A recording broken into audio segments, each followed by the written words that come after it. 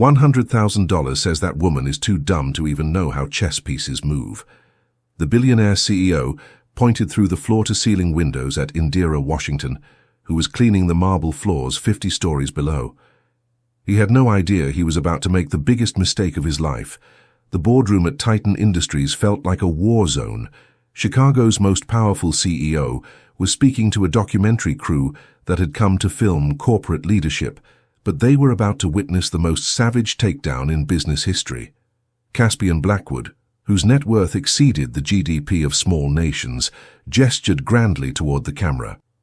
"That woman down there has been mopping floors in this building for 12 years. If she had any real intelligence, would she still be pushing a cart around?" What Blackwood didn't know was about to destroy him on national television. $100,000, he repeated with absolute confidence. "Bring her up here, put her in front of a chessboard, and I guarantee she'll embarrass herself so badly you could make a comedy show out of it." "And if she wins?" asked Sandra Mills, the lead reporter, sensing the story of her career. Blackwood laughed loud enough to echo off the marble walls. "If she wins, which is impossible, I'll not only pay the $100,000, I'll donate $1 million to whatever charity she chooses and personally apologize on live television." He was about to learn why you should never bet against someone whose intelligence you can't see. "Sir, perhaps we should focus on the quarterly projections," ventured Thaddeus Park, the youngest board member, his voice barely above a whisper. "Projections are boring, Park. This," Blackwood gestured grandly toward the camera, "this is what real leadership looks like, recognizing talent where it exists and calling out mediocrity where it festers." What Blackwood didn't know was that Indira Washington held 3 degrees, mathematics from Howard University, computer science from MIT, and an MBA from Wharton. What he didn't know was that she'd once been recruited by NASA before her mother's stroke derailed her career. What he didn't know was that she'd been the youngest player ever to reach expert level in the American Chess Federation, earning the nickname the Silent Storm. 20 minutes later, Indira Washington stood in the executive boardroom, still wearing her blue custodial uniform, her name tag reading, "I. Washington, Facilities Management." She'd been given no explanation, just told that the CEO wanted to see her immediately. The camera crew had set up multiple angles, transforming the boardroom into a makeshift television studio. Bright lights illuminated an ornate chess set that had been placed at the center of the massive conference table. Pieces carved from ivory and obsidian, worth more than most people's cars. "Mrs. Washington," Blackwood began, his voice carrying the tone of a professor addressing a particularly slow student, "do you know what chess is?" Indira's eyes moved calmly from Blackwood to the cameras to the chess set. "Yes, sir." "Have you ever played?" Some. Blackwood turned to the camera with a theatrical smirk. "Ladies and gentlemen, we have a chess expert here. Someone who's played some chess." Scattered chuckles from the board members. The camera captured every moment. "Well then, Mrs. Washington, how would you like to make some easy money? I'm prepared to bet $100,000 that you can't beat me in a single game of chess. Are you interested?" Indira looked at him steadily. "What happens if I lose?" "When you lose," Blackwood corrected, "nothing.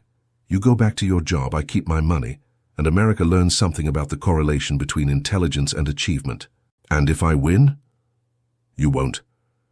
But if by some miracle you do, you get the money, and I make a very public apology."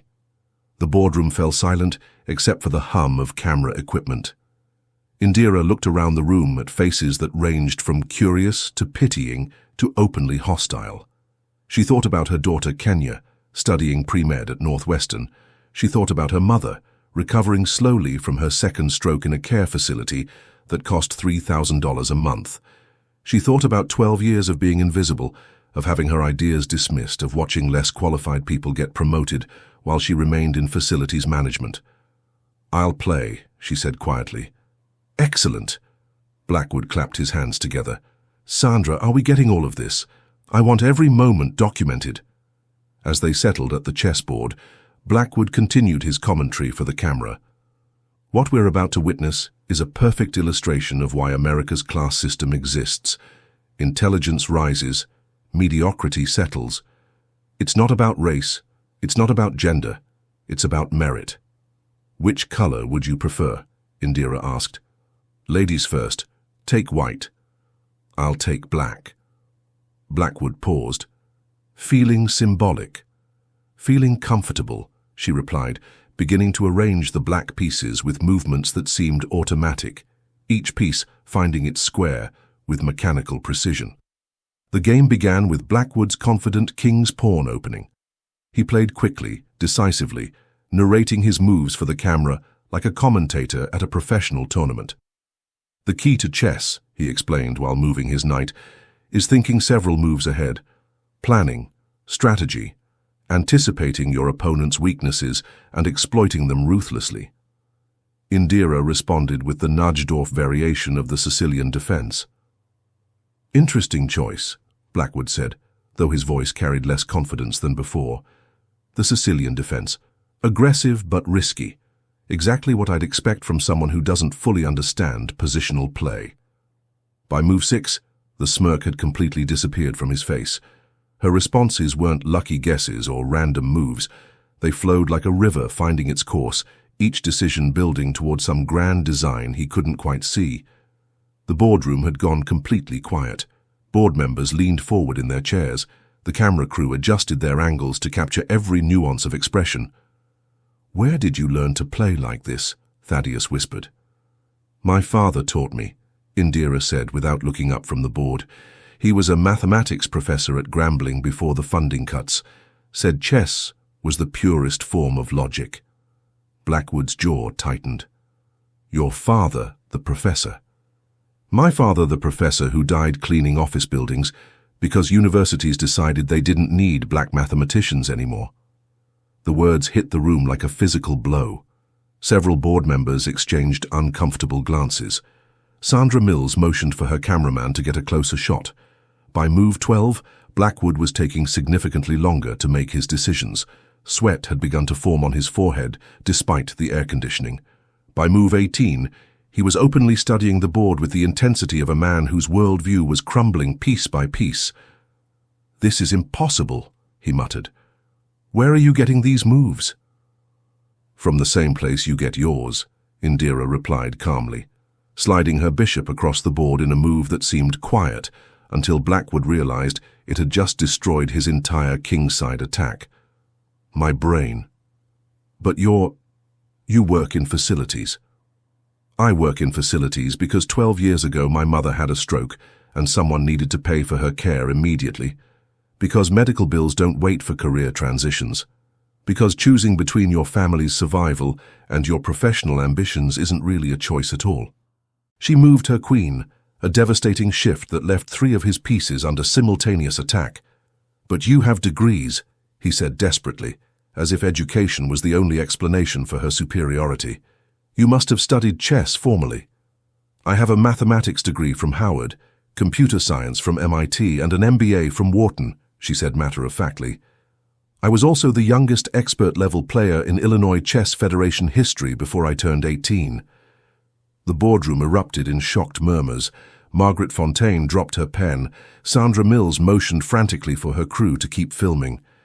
Then why, Blackwood started, why am I cleaning your floors instead of running your company? Indira moved her rook, a subtle shift that completed a devastating attack pattern. Because when I applied for management positions here 6 years ago, I was told I wasn't management material. When I submitted cost-saving proposals through the employee suggestion system, I was told that facilities staff should focus on facilities. When I requested tuition reimbursement to update my skills, I was told the program was for career track employees only. Check, she added quietly.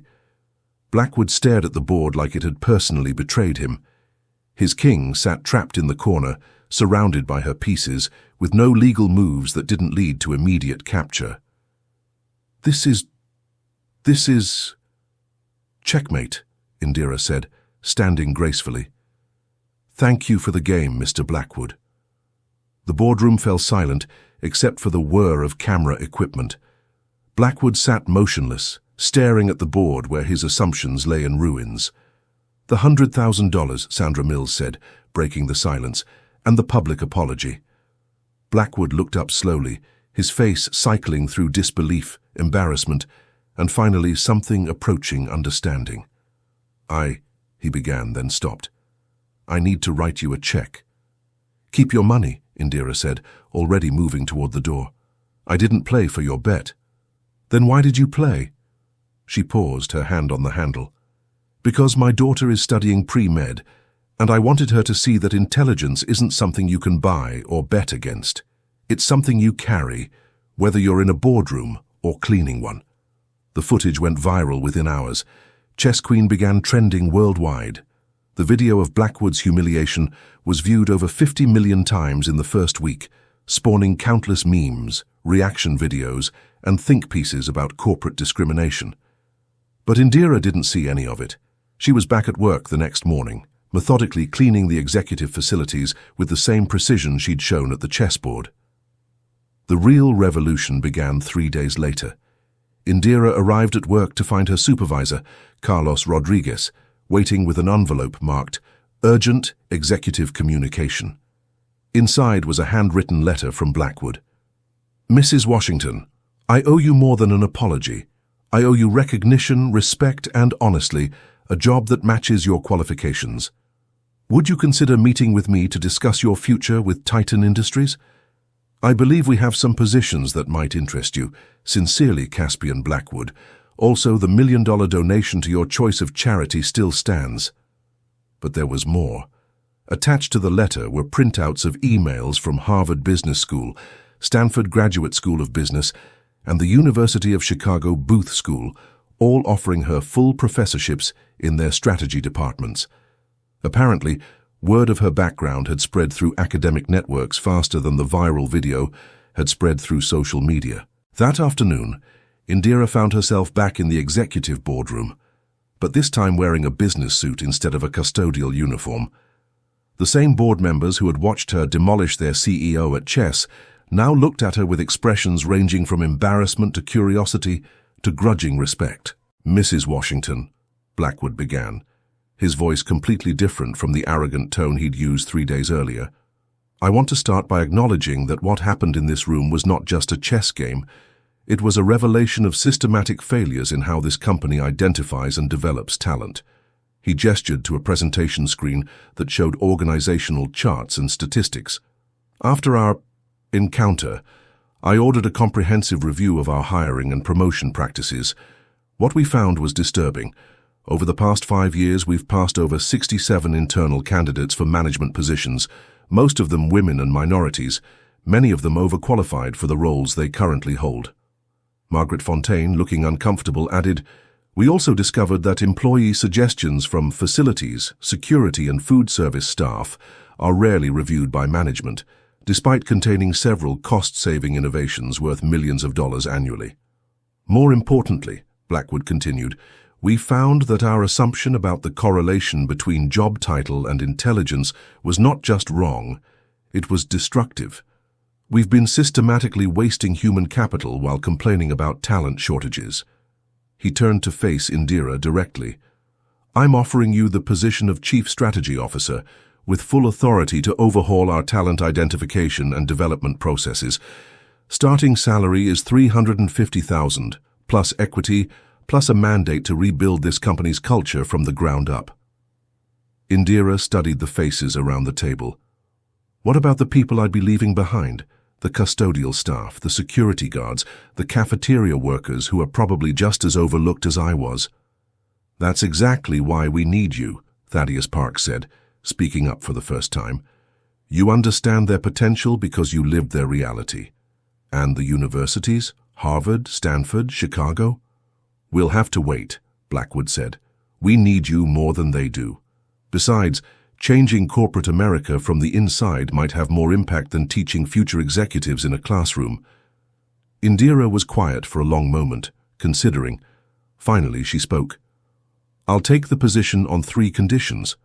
First, we establish a talent identification program that evaluates every employee in this company, regardless of their current role. Second, we create advancement pathways that don't require people to abandon their dignity or hide their intelligence. Third, We fund a scholarship program for the children of service workers, so the next generation doesn't have to choose between family obligations and career ambitions. Done, Blackwood said immediately. What else? That's it, let's get to work. 6 months later, Titan Industries had become a case study in corporate transformation. The company's new talent development program had identified over 200 underutilized employees who were promoted or transferred to roles that better matched their capabilities. Employee satisfaction scores had increased by 400%. Stock prices had risen by 35% as the company's improved efficiency and innovation caught Wall Street's attention. But the most significant change was cultural. The executive floors no longer felt like ivory towers. Employees from all levels were encouraged to contribute ideas, challenge assumptions, and pursue advancement opportunities. The chess set from Indira's famous victory was displayed in the lobby, not as a trophy, but as a reminder that intelligence comes from unexpected places. Indira's office occupied the corner suite that had previously belonged to the chief financial officer. Through her windows, she could see the entire city of Chicago spread out below, a landscape of possibility that she was helping to reshape one brilliant, overlooked mind at a time. The knock on her door interrupted her thoughts. "Come in." Blackwood entered, carrying 2 cups of coffee and wearing an expression she'd learned to recognize as his "I have an idea" face. "The congressional hearing," he said without preamble. "They want both of us to testify about corporate discrimination and talent waste." Indira had been expecting this. The viral video had attracted attention from civil rights organizations, labor unions, and politicians looking for examples of systemic inequality in American business. What kind of hearing? House Subcommittee on Corporate Responsibility. They're investigating whether companies are systematically underutilizing talent based on race, gender, and class. Our story has become their poster case. And you want to testify? I want to take responsibility. What I did was wrong, but more importantly, it was stupid. We were throwing away brilliant people because we couldn't see past their uniforms. Indira sipped her coffee, thinking, what would we tell them? The truth. That American corporations are sitting on vast reserves of untapped human capital because we've confused credentials with intelligence, titles with talent. That the most brilliant strategic mind in this company was mopping floors while we complained about talent shortages. And the solution? You are the solution. What we've built here is the solution. Every company in America should be doing what we're doing, actively seeking intelligence wherever it exists, creating pathways for advancement that don't require people to abandon their families or their dignity. 2 weeks later, Indira sat in a wood-paneled hearing room in Washington, D.C., facing a panel of senators and representatives. The room was packed with reporters, corporate executives, civil rights leaders, and activists. C-SPAN was broadcasting live to a national audience. Ms. Washington, the committee chair began, you've become a symbol of the American dream deferred. Can you tell us in your own words what systemic barriers prevented you from advancing in your career? Indira looked out at the audience, seeing faces that reminded her of every brilliant person she'd ever known who was trapped in jobs that didn't reflect their potential. Senator, she began, the barriers weren't necessarily intentional discrimination. They were assumptions that intelligence correlates with education credentials, that leadership potential correlates with current job title, that strategic thinking requires an MBA rather than life experience. She spent the next hour detailing not just her own experience, but the stories of dozens of other employees who had been overlooked, underutilized, or dismissed because their brilliance didn't come packaged in the expected format. The man who developed our most successful cost-cutting algorithm is a former security guard with a high school education and an intuitive understanding of systems optimization. The woman who identified the flaw in our pharmaceutical testing protocol that saved us from $1 billion lawsuit works in our mailroom and has a chemistry degree she's never been allowed to use. The teenager who redesigned our employee scheduling system to improve efficiency by 30% was working part-time in our cafeteria while attending community college. What would you recommend to address these issues? Asked Congresswoman Martinez. Start by acknowledging that intelligence is distributed equally across all populations, but opportunity is not. Create systems that actively seek out and develop talent, regardless of where it's currently employed.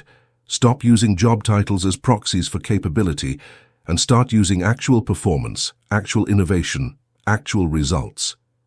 And to companies that claim they can't afford such programs, they can't afford not to implement them. American corporations are hemorrhaging competitive advantage by wasting human capital. We're complaining about talent shortages while ignoring the talent that's already in our buildings, just wearing the wrong uniforms. The hearing sparked a national conversation about corporate responsibility and talent development. Within 6 months, Congress had passed the Worker Advancement and Recognition Act, requiring companies above a certain size to actively identify and develop talent from all levels of their organizations. The legislation was informally known as the Indira Act, but the most significant change came from corporate America itself. Companies across the country began implementing their own versions of Titan's talent identification programs. The Indira model became standard practice at Fortune 500 companies, business schools, and management consulting firms. A year later, Indira received a call that would change everything again. Ms. Washington, this is David Kim from the MacArthur Foundation. We'd like to inform you that you've been selected as a MacArthur Fellow for your groundbreaking work in corporate talent development and systemic inequality reduction.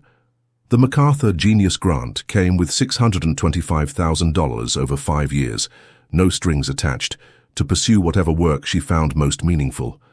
Standing in her office that afternoon, looking out at the city that had overlooked her for so long, Indira knew exactly what she wanted to do with the money and the platform it represented. 6 months later, the Indira Washington Institute for Corporate Equity opened its doors in downtown Chicago.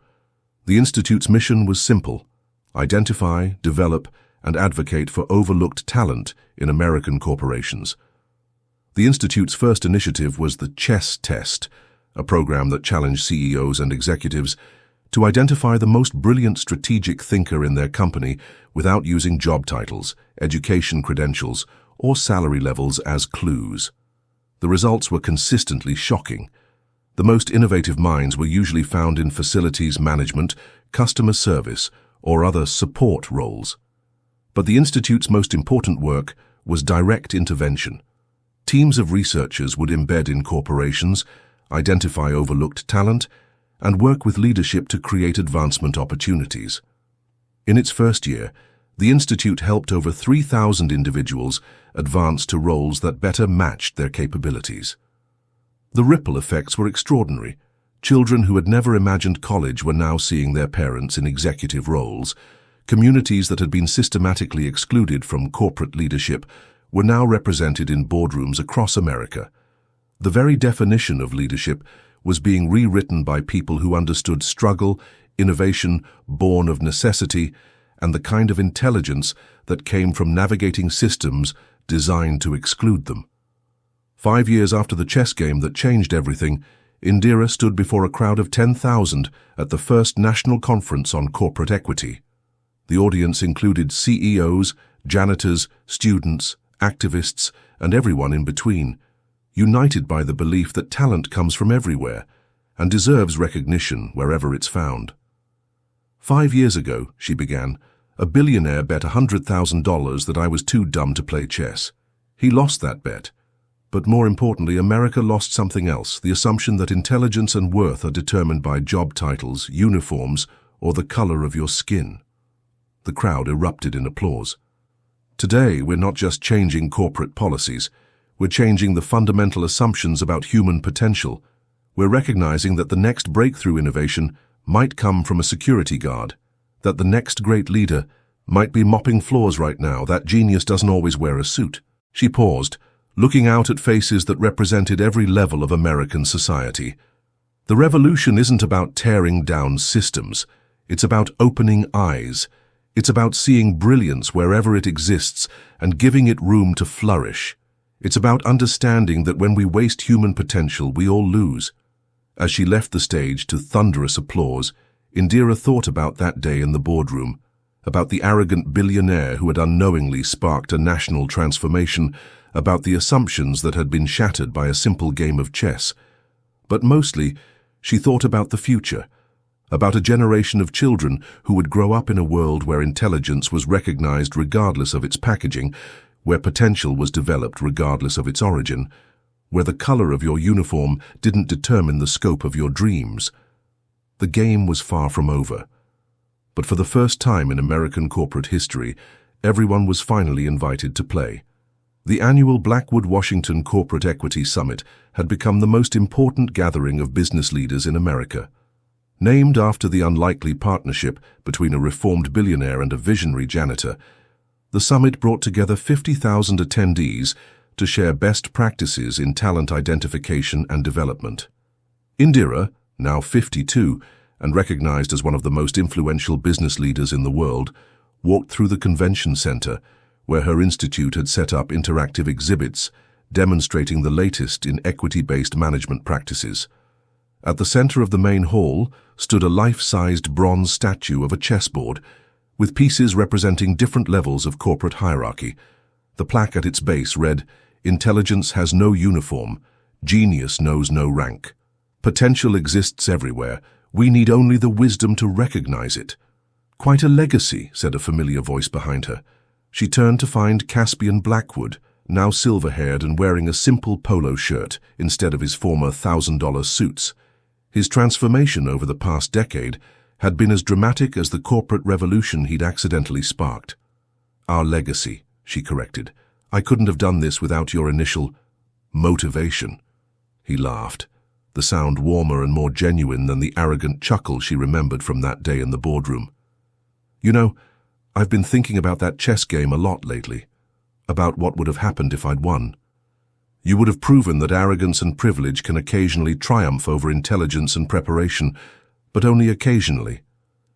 And the world would have stayed exactly the same. Millions of brilliant people would have remained invisible, trapped in roles that didn't reflect their potential." They stood together, watching as conference attendees, CEOs and custodians, executives and security guards, managers and maintenance workers, mingled freely, sharing ideas and insights across all traditional hierarchies. "Do you ever wonder," Blackwood asked, "how many other Indira Washingtons are still out there, waiting for someone to see them?" "Fewer than there used to be," she replied, "but still too many." A young woman approached them, wearing a conference badge that identified her as Dr. Kenya Washington, Chief Innovation Officer, Tesla Motors. "Mom," she said, embracing Indira warmly, "they're ready for your keynote." As they walked toward the main auditorium, Kenya added, "You know, I was just talking to some medical students who said they chose their career path because they saw what you accomplished. They said if a janitor could become one of the most powerful people in corporate America, maybe they could change the world too." "Everyone can change the world," Indira replied. "They just need someone to believe in them first." The auditorium was packed beyond capacity, with thousands more watching via livestream around the globe. As Indira stepped to the podium, she looked out at an audience that represented the new face of American business, diverse, dynamic, and unified by the understanding that talent comes from everywhere. "10 years ago," she began, "a chess game changed my life, but more importantly, it changed how America thinks about human potential. Today, we're not just running better companies, we're building a better society, one brilliant mind at a time." The applause was thunderous, but Indira's mind was already on tomorrow's work. There were still barriers to break, assumptions to challenge, and brilliant people to discover. The revolution that began with a single chess move was far from over. In fact, it was just getting started. If Indira's incredible journey from janitor to corporate revolutionary inspired you, you're not alone. This story has touched millions of people worldwide who believe that talent exists everywhere. It just needs to be recognized. Hit that subscribe button and ring the notification bell to join our community of changemakers who are rewriting the rules of success. Share this story with someone who needs to remember that their current position doesn't define their potential. And tell us in the comments, have you ever encountered hidden brilliance in unexpected places? Your story could be the next one that changes everything. Thanks for watching, and remember, Intelligence has no uniform, genius knows no rank.